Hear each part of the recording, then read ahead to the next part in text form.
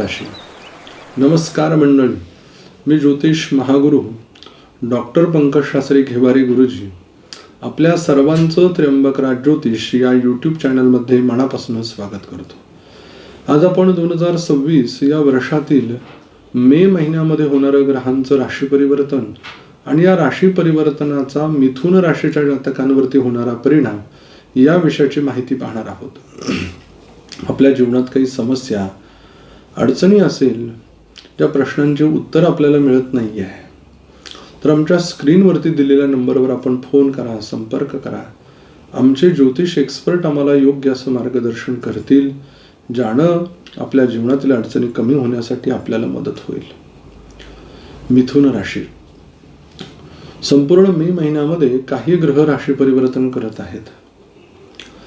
11 मे या दिवशी मंगळ ग्रह मेष राशीमध्ये राशी परिवर्तन करून जातोय.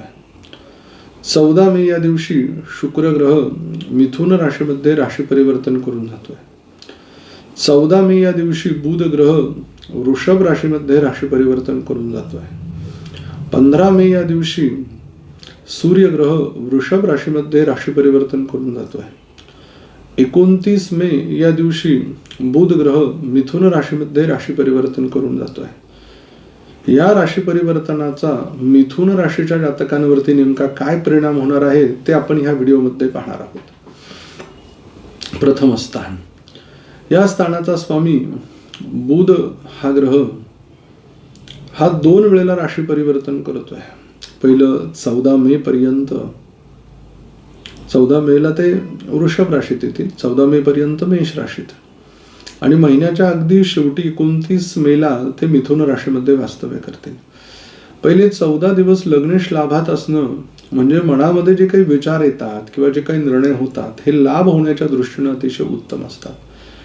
जीवनात चाललेली जी घोडदौड आहे, यश मिळावं यासाठी जो आपण प्रयत्न करतोय, त्या प्रयत्नामध्ये येणारे जे काही अडथळे आहेत ते सगळे समूळ आपले दूर होत आहे. परंतु या 14 तारखेच्या नंतर काही गोष्टी आपण विचारात्मक पद्धतीनं वागलो पाहिजे, ही गोष्ट आपण लक्षात ठेवली पाहिजे.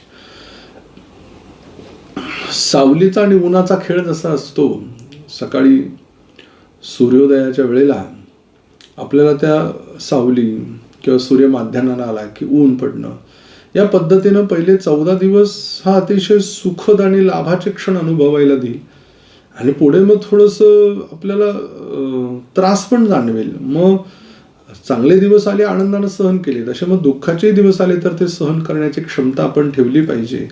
योग्य वेळेला योग्य न्याय निर्णय घेता आला पाहिजे. हे तुम्ही या महिन्यात लक्षात ठेवलं तर ते तुमच्यासाठी लाभदायक आहे. द्वितीय स्थानाचा विचार करता धनस्थान, या महिन्यामध्ये आर्थिक काही समस्या तुम्हाला भेडसावणार नाही, परंतु आपला जो चाललेला जो दिनक्रम आहे, जे चाललेलं जे रुटीन आहे त्यातही बदल होत नाहीये. ते आहे तसंच चालेल. भावनांना थोडंसं आवरावं लागेल. अडचणी काढत असताना असं नाहीये की आपल्या जीवनात अडचण आहे म्हणून आपण काढतो आहे. जेव्हा योग्य गरज आहे तेव्हा तिथे खर्चच केले पाहिजे आणि जिथे थांबलो पाहिजे तिथे थांबलो पाहिजे. तृतीय स्थानाला पराक्रमाचं स्थान म्हटलेलं आहे. या स्थानाचा स्वामी सूर्य ग्रह हा 15 मेला राशी परिवर्तन करतोय आणि तो वृषभ राशीत येतोय. तसं पाहायला गेलं तर उपजयाचा स्वामी लाभामध्ये, लाभस्थानही एक हे उपजय स्थानच आहे, आणि तो उच्चीचा अशा चांगल्या पोझिशनला तो ग्रह जातो. त्यामुळे व्यवसाय धंद्यामध्ये अगदी धूमधडाक्यात सुरुवात होते आहे. व्यवसायामध्ये प्रचंड आर्थिक उलाढाली होत आहे. जो व्यवसाय अगदी असं वाटलं होतं बंद होतो की काय, त्या व्यवसायाची तीव्रता ही 100% वाढून जाते. त्याचबरोबर ज्या वेळेला तो व्ययात जाईल त्याच्या आधीच काही तुम्हाला तुमच्या व्यवसायाच्या संदर्भातले तुम्ही जे एकत्रित व्यवसाय सुरू केलेला आहे पार्टनरशिपचा, त्यातले निर्णय जर घ्यायचे असेल तर ते 15 तारखेच्या आत घेतलेले योग्य ठरतील. कारण की 15 तारखेच्या नंतर आपल्या अडचणी या थोड्या बहुत प्रमाणामध्ये मागे पुढे होऊ शकतात. 15 तारखेच्या आत घेतलेले निर्णय हे यशाकडेच तुम्हाला नेणारे असणार आहे. चतुर्थ स्थानामध्ये कन्या राशी आहे. स्वामी जो की लग्नेश आहे, बुध ग्रह, जो एकादशात 14 तारखेपर्यंत, त्यानंतर तो तुमच्या व्ययस्थानामध्ये 29 तारखेपर्यंत, आणि शेवटच्या 29 तारखेला तो लग्नी येतोय आणि शेवटच्या दिवसाला तो भद्र नावाचा एक राजयोग तयार करतोय. मग चतुर्थेश लाभामध्ये हा घर, वाहन, वास्तुयोग तर तो देतोच आहे. शेती जमीन घेण्याचा योग, पाळीव पशु पक्षी प्राण्यांमध्ये आपल्याला यश देणारा त्या व्यवसायामध्ये योग, त्याचबरोबर ज्या वेळेला तो व्ययात जाईल त्यावेळेला मी तुम्हाला सांगेल जे काही निर्णय तुम्हाला घर घ्यायचं आहे, डॉक्युमेंट करायचे आहे, वाहन घ्यायचं आहे, त्यासाठी लोन काढायचं आहे, मग हे 14 तारखेच्या आत तुम्ही जर करून घेतलं तर ते तुम्ही अतिशय उत्तम पद्धतीने कराल. त्याही नंतर होईल, परंतु त्याला लेट होत जाईल. ज्या कामाला 2 दिवस लागायचे तिथे 8 दिवस लागतील. म्हणून हे 14 तारखेच्या आत केलेलं काम तुमचं लाभदायक असेल. पंचमाचा विचार करता या स्थानाचा स्वामी शुक्र ग्रह हा तुमच्या पत्रिकेमध्ये 14 तारखेला राशी परिवर्तन करतोय आणि स्वतःच्या वृषभ राशीतनं तो मिथुन राशीमध्ये जातोय. पंचमेश व्ययामध्ये म्हणजे मुलांसाठी शिक्षणाच्या मोठ्या संधी निर्माण होत आहे. उच्च शिक्षणासाठी ते परदेश गमन करताय. शिक्षणासाठी त्यांचा पैसा खर्च होऊ शकतो. अनेक गोष्टी अडचणी जरी असल्या, मुलांचं शिक्षण जर परिपूर्ण केलं तर ते अतिशय भव्य दिव्य स्वरूपामध्ये यशाकडे जातील. ज्या जातकांना लॉटरी तिकिटाची आवड आहे, ज्या जातकांना शेअर मार्केटची आवड आहे, त्या लोकांनी शक्यतो या महिन्याच्या सुरुवातीला थांबावं, अन्यथा मोठ्या नुकसान त्यांना पडू शकतं. मोठ्या नुकसानाचा सामना त्यांना करावा लागू शकतो. म्हणून या महिन्यात फायदा नाही झाला तरी चालेल, परंतु नुकसान व्हायला नको आहे. संततीचा चान्स घेऊ की नको गुरुजी, तर मग 14 तारखेच्या नंतर तुम्ही चान्स घ्या संततीचा, तो तुमच्यासाठी लाभदायक आहे.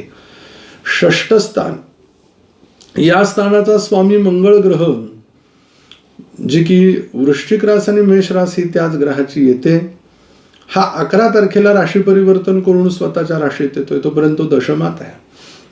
षष्टेश दशमात असणं म्हणजे मोठ्या पदावरती बसल्यानंतर कामाचा स्ट्रेस वाढतो. कामाची जी आपल्यावरती जबाबदारी ती मोठ्या प्रमाणात येते, परंतु तिथे काम करणाऱ्या अनेक लोकांचा सपोर्ट तुम्हाला मिळणार आहे.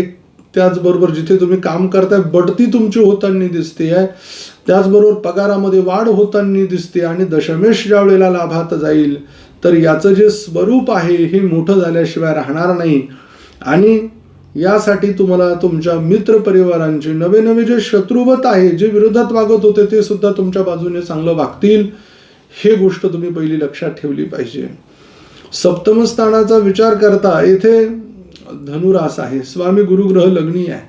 सप्तमेश लग्नी आणि त्याची सप्तमावरती सप्तम दृष्टी असल्या कारणानं तुमच्या वैवाहिक जोडीदाराचा स्वभाव हा तुमच्याशी एकनिष्ठ, तुमच्या आर्थिकतेमध्ये त्याचा सिंहाचा वाटा आणि पार्टनरशिपमध्ये सुद्धा मोठ्या स्वरूपाचे लाभ, तुमची फसवणूक न होण्याचा योग हाही याच महिन्यामध्ये आहे.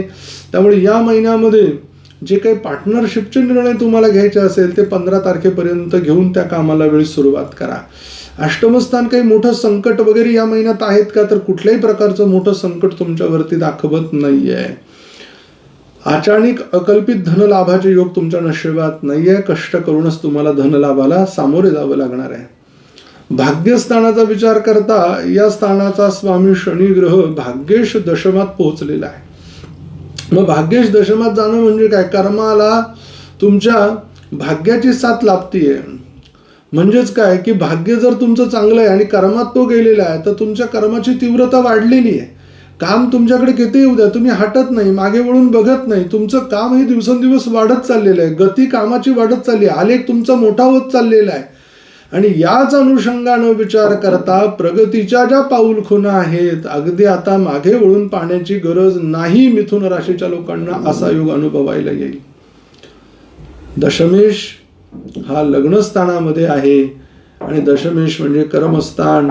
या कर्माला लग्नेशाची बुद्धीची बुद्धिमत्तां वरिष्ठमीची जोड मिळते आहे.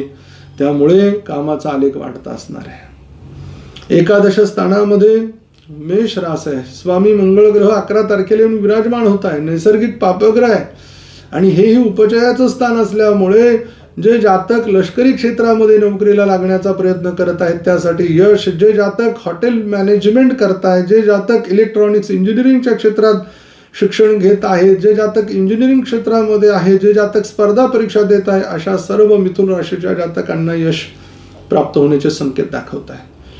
व्ययस्थानाचा विचार करता इथे वृषभ राशी आहे. स्वामी शुक्र ग्रह स्वतःच्या राशीतनं राशी परिवर्तन करतोय 14 तारखेला विपरीत राजयोगात आहे, अतिशय शक्तिशाली आहे, खर्च होऊ देणारच नाही आहे कुठल्याही प्रकारचा, झाला तर स्वतःसाठी आणि तो योग्यतम असणार आहे. मिथुन राशीच्या जातकांसाठी शुभ अंक 5 आहे, शुभ रंग पोपटी आहे. कुठल्या दिवशी चांगल्या कामांची सुरुवात करायची? 18 तारीख, 19 तारीख, 23 तारीख, 24 तारीख, 25 तारीख आणि 26 तारीख आहे. अशुभ दिवस कुठले आहेत ज्या दिवशी चांगल्या कामांची सुरुवात नाही करायची? 3 तारीख, 4 तारीख, 15 तारीख, 16 तारीख, 20 तारीख आणि 21 तारीख आहे. आपल्याला एक मंत्र देतो, त्या मंत्राचं आपण पठण करा, त्याने जीवनातील अडचणी कमी होतील. ओम मोहिन्यै नमः. लवकर भेटू आपण पुढील व्हिडिओमध्ये. तोपर्यंत सर्व प्रेक्षकांना नमस्कार.